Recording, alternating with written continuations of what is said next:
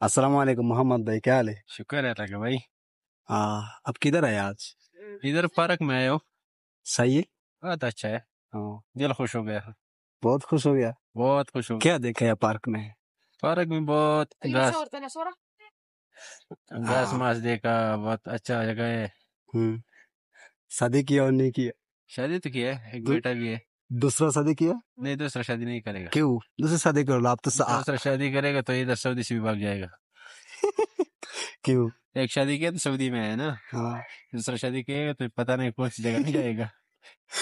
हाँ, इधर से लड़की बहुत सही आदमी। मैं सीधा बहुत सही मुसलमान आदमी। यार। तुम बोलो मुझे बांग्लादेश का आदमी क्या बोलो, इधर से थोड़ा सा लाइक कमेंट सब्सक्राइब करना चाहता है, ऐसे वाला थोड़ा सा बात करो है। ये बांग्लादेश के लोगों, इसको सब्सक्राइब करो, इसको लाइक भी करो, इसको पेज को फॉलो भी करो, और इसको अच्छा अच्छा कमेंट्स भी भेज दो। ओके, बाय बोलो। बाय।